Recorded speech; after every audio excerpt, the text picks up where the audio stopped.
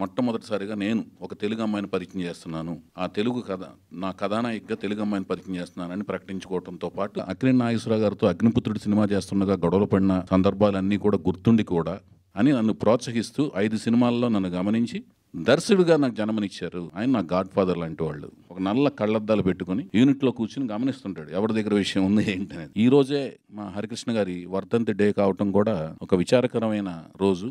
అది ఈ రోజు కావటం, ఆ తెలుగు భాషా దినోత్సవం రోజునే అనుకోకుండా ప్రమాదవశాత్తు మరణించటం, పరలోకానికి పయనించటం, వాళ్ళ నాన్నగారి దగ్గరికి వెళ్ళటం 1980 నేపథ్యంలో ఈ కథ జరగబోతోంది. ఇది ఈ వేదిక యొక్క ముఖ్యోద్దేశం. 1980 అనే నేపథ్యంలో ఈ కథ జరగబోతోంది. ఇప్పుడు వైవిఎస్ చౌదరి గారిని మాట్లాడాల్సిందిగా కోరుకుంటున్నాము.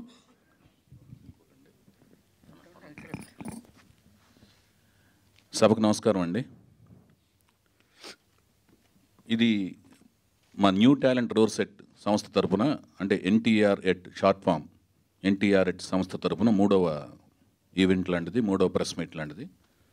మొదటి ప్రెస్ మీటు మా విశ్వవిఖ్యాత నటసార్వభౌమ నటరత్న పద్మశ్రీ నందమూరి తారక రామారావు గారు నటవారసుడు నందమూరి బాలకృష్ణ గారి జన్మదినం సందర్భంగా చేసుకున్నాం. రెండవది ఘట్టమనేని సూపర్ స్టార్ ఘట్టమనేని శివరామకృష్ణ గారు, ఘట్టమనేని కృష్ణ గారి నటవారసుడు, నాకు మిత్రుడిలాగా భావించే మహేష్ బాబు గారి బర్త్డే సందర్భంగా ఆగస్టు 9ని చేసుకున్నాం.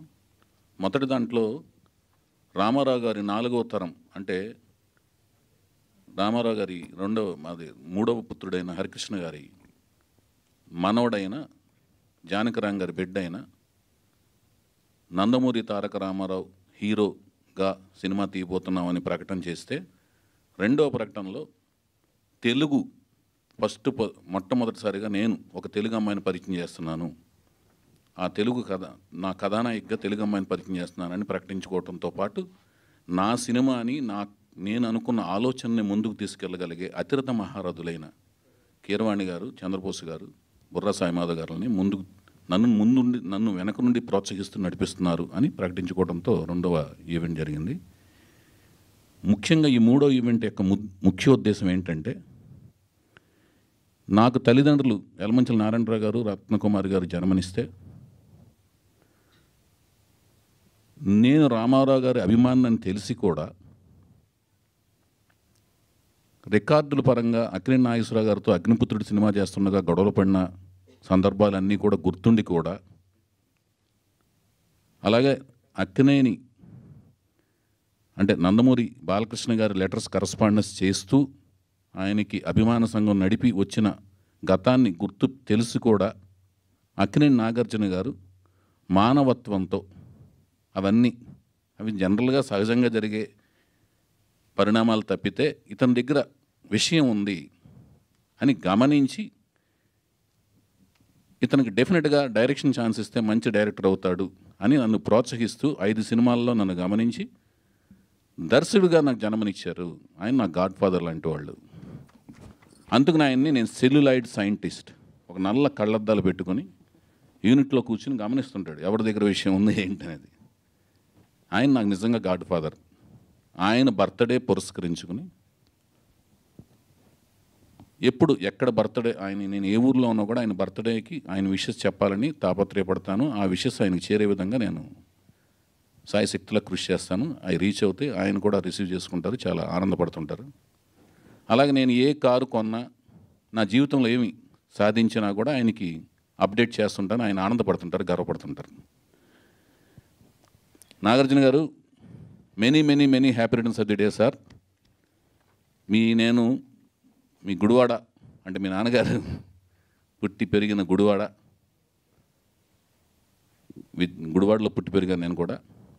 అలాగే మీ నాన్నగారు స్థాపించిన కళాశాల ఏఎన్ఆర్ కళాశాల స్టూడెంట్ని, మీ అన్నపూర్ణ స్టూడియో ప్రొడక్ట్ని, మీ సినిమాతో స్టార్ట్ అయిన నా కెరీర్ ఇప్పుడు మళ్ళీ ఇంకొక సినిమా తీయబోతున్నాను సార్. మీ బర్త్డే సందర్భంగా ఈ 3వ ఈవెంట్ చేసుకుంటున్నాం మేము. ఇది నాకు ఇంకొక రకంగా చిరస్మరణీయం. ఎలా అంటే, రామారావు గారి హరికృష్ణ గారు 3వ పుత్రుడైన హరికృష్ణ గారు నాకు అనుకోకుండా ఒక ఒక సోదర సమానుడి కంటే ఎక్కువగా నన్ను ట్రీట్ చేశారు ఆయన. ఈ పట్టాభిషేకంతో పరిచయమైన ఆ పరిచయం ఎట్టి పరిస్థితుల్లోనూ మీరు యాక్ట్ చేయాలి సార్, బాలకృష్ణ గారు అందంగా చాలా క్యూట్గా చాక్లెట్ ఫేస్తో అందంగా ఉన్నారు, పట్టాభిషేకం టైంలో ఆయనతో నేను ఆర్గ్యుమెంట్ పెడుతుండేవాడిని హరికృష్ణ గారితో. మీరు రగ్గుడుగా ఉన్నారు, బ్రహ్మాండంగా ఉన్నారు, కొన్ని రగ్గుడు క్యారెక్టర్స్ చేస్తుంటే బాగుంటుంది అంటుంటే శ్రీరాములయ్య సినిమా తర్వాత ఆయన యాక్సెప్ట్ చేయడం జరిగింది. అది చేస్తుండగా నేను కూడా కోరిన కోరిక మీదకు సీతారామరాజు సినిమాలో ఆయన యాక్ట్ చేయడం జరిగింది. వీళ్ళిద్దరిని నందమూరి వంశంలోని వారసుడిని, అంటే అక్కినేని వంశంలోని వారసుడైన నాగార్జున గారిని, నందమూరి వంశంలో ఉన్న హరికృష్ణ గారిని ఇద్దరిని కలిపి ఒక సినిమా తీయటం, సీతారామరాజు అనే సినిమా తీయటం, ఆ సినిమా నాకు ఆ దర్శకుడికి అవకాశం రావటం, అది చూసుకోవటం అనేది చేయటం, ఆ సినిమాలో నేను వీళ్ళిద్దరిని కలిపి సినిమా తీయటం అనేది ఒక అదృష్టం కింద భావిస్తున్నాను. ఆయన బర్త్డే అనుకోకుండా యాదృచ్ఛికంగానో లేదా కాకతాళీయంగానో ఎందుకు జరిగిందో తెలియదు, కానీ ఈరోజే మా హరికృష్ణ గారి వర్ధంతి డే కావటం కూడా ఒక విచారకరమైన రోజు. అది ఈరోజు కావటం, ఆయన తెలుగుని ఎంతగా ప్రేమిస్తారో, పార్లమెంట్లో ఆయన నేను తెలుగులోనే మాట్లాడతానని ఎందుకు పోరాటం చేశారో, ఆ తెలుగు భాషా దినోత్సవం రోజునే అనుకోకుండా ప్రమాదవశాత్తు మరణించటం, పరలోకానికి పయనించటం, వాళ్ళ నాన్నగారి దగ్గరికి వెళ్ళటం, అక్కడికి వెళ్ళి మళ్ళీ అక్కడ ఏ రథాన్ని సారథ్యం వహిస్తున్నారో తెలియదు, కానీ వాళ్ళ నాన్నగారి కార్యక్రమాల్లో అక్కడి నుంచి ఇదంతా చూస్తుంటారు, ఆయన ఆశీస్సులు అందిస్తుంటారు. ఎప్పటికీ నా గుండెల్లో చిరస్థాయిగా ఉండిపోతారు హరికృష్ణ గారు. ఎందుకంటే ఆయన నన్ను సోదరులా చూశారు. నేను లాహిరి టైంలో బొమ్మరిల్లు సంస్థ స్థాపించినప్పుడు నేను వెళ్ళి, మీరు సినిమా నాకు, నేను ప్రొడ్యూసర్ అవుతున్నా అండి, మీరు నాకు డైరెక్షన్ చేసి నేను ప్రొడ్యూస్ చేద్దాం అనుకుంటున్నానండి, నేను డైరెక్టరే కాదు ప్రొడ్యూస్ చేద్దాం అనుకుంటున్నాను అన్నప్పుడు, నువ్వు ఎక్కడి నుంచి డబ్బులు తీసుకొస్తావు అనే మాట అడగకుండా ఆయన నాకు యాక్సెప్ట్ చేసిన విధానం అనేది మాత్రం నేను ఎప్పటికీ మర్చిపోలేదండి. అన్న, మీరు ఎక్కడున్నా కూడా మీరు నా మీద ఉంచిన నమ్మకం ఎప్పటికీ నేను మర్చిపోలేను, మీ రుణం ఎప్పటికీ తీర్చుకోలేను. కానీ ఈ నమ్మకం అనే ఉంచే ప్రాసెస్లో నందమూరి కళ్యాణ్ రామ్ విశేషంగా సాయశక్తులా నాకు సపోర్ట్గా అండగా నిలిచాడు. ప్రతిరోజు రావటం, ఇక్కడ మా ఇంటికి రావటం, వాళ్ళ నాన్నగారి దగ్గర తీసుకెళ్ళే హరికృష్ణ గారిని చౌదరికి చేయండి, డెఫినెట్గా మంచిగా తీస్తాడు అని నేను రిక్వెస్ట్ చేసే ప్రాసెస్లో తను కూడా నా నిర్ణయానికి అండగా నిలిచి వాళ్ళ నాన్నగారు నిర్ణయం తీసుకోవడంలో సపోర్ట్గా అండగా నిలిచాడు. కళ్యాణ్ రామ్ కూడా ఈ విధంగా నేను ధన్యవాదాలు తెలియజేసుకుంటున్నాను. ఎందుకంటే ఈ ప్రయాణం అనేది వాళ్ళ నాన్నగారు నాకు నిర్ణయం తీసుకోవటం, ఈ రోజున ఈ వేదిక మీద నాకంటూ ఒక సంస్థ ఉండటం, ఆ సంస్థ మీద నేను సాధించిన విజయాలన్నిటికీ మూలం అనేది హరికృష్ణ గారు వర్ధంతి సందర్భంగా, నాగార్జున గారి జన్మదినం సందర్భంగా, అలాగే వీటన్నిటికి మించి నేను తెలుగు జాతిలో పుట్టాను, తెలుగు భాష మాట్లాడుతున్నాను, అది నా మాతృభాష, ఎంతో ఇష్టం నాకు ఆ భాష అంటే. ఎందుకు అంత ఇష్టం అంటే, నేను గమనించింది ఏంటంటే, తెలుగు భాషలో 56 అక్షరాల తెలుగు భాష, అచ్చులు 18, హల్లులు 38, ఉభయాక్షరాలు 0, అరసున్నా, విసర్గం 3, మొత్తం మీద 56 అక్షరాలైతే 4 కుదించారు. అలు అనేదిను, చా జా అనేది 2 తీసేసి 52 అక్షరాలు, 4 అక్షరాలు, అచ్చుల్లో 2, హల్లుల్లో 2 తీసేసి 52 అక్షరాలు కుదించారు. తెలుగు భాష నేను గమనించింది ఏంటంటే, ఈ సృష్టిలో పుట్టుకొచ్చే ఏ శబ్దాన్నైనా అక్షర రూపంలో రాయగలిగిన ఏకైక భాష మన తెలుగు భాష. ఏ శబ్దానైనా ఇంక ఏ భాషలోనూ ఏ శబ్దాన్ని కూడా లిపి రూపంలో రాయలేమన్నమాట, ఒక తెలుగు భాషలోనే రాయగలం అని నేను గమనించాను అన్నమాట. సో అందుకని నాకు అంత ఇష్టం అన్నమాట. సో ఆ భాషా దినోత్సవం రోజున మా ఈవెంట్ జరుపుకుంటూ అనుకోకుండా గత 8 ఏళ్ళుగా 9 ఏళ్ళుగా అంతకుముందు నాలో వచ్చిన ఒక ఆలోచన ఏంటంటే, తెలుగు భాషని, తెలుగు సంస్కృతిని, ఇంతకుముందు 2 ఈవెంట్స్లో హీరోని ప్రకటించుకున్నాం, హీరోయిన్ని ప్రకటించుకున్నాం, రథసారథులను ప్రకటించుకున్నాం. ఇప్పుడు ప్రకటించుకునేది ఏంటంటే, నేపథ్యం అన్నమాట. ఈ కథ యొక్క నేపథ్యం 1980 నేపథ్యంలో ఈ కథ జరగబోతోంది. ఇది ఈ వేదిక యొక్క ముఖ్యోద్దేశం. 1980 అనే నేపథ్యంలో ఈ కథ జరగబోతోంది. ఆ నేపథ్యం అనేది బలీయమైన తెలుగు భాష, తెలుగు సంస్కృతి, తెలుగు జాతి నేపథ్యం అన్నమాట.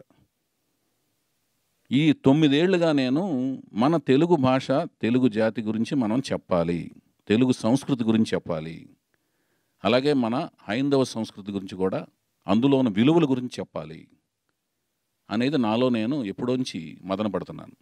దానికి సరైన కథాంశము, వాణిజ్య విలువలు ఉన్న కథాంశము ఉండాలి, లభ్యమవ్వాలి. లభ్యమైనప్పుడే చెప్పాలి. ఎందుకంటే సినిమా అనేది వాణిజ్య విలువలతో కూడిన ఒక అంశము. వ్యాపార విలువలు, వాణిజ్య విలువలు సమృద్ధిగా ఉంటేనే సినిమా తీయాలి. చలనచిత్రంగా దాన్ని రూపుదిద్దుకోవాలి, రూపాంతరం చెందించి ప్రజల్లోకి పంపించాలి. సందేశాత్మకంగా ఉండకూడదు, దాంతోపాటు వాణిజ్య విలువలు కూడా ఉండాలి అనే అంశం వస్తేనే సినిమా తీయాలి అనుకున్న ఉద్దేశం వచ్చినప్పుడు ఈ కథ రావటం జరిగింది.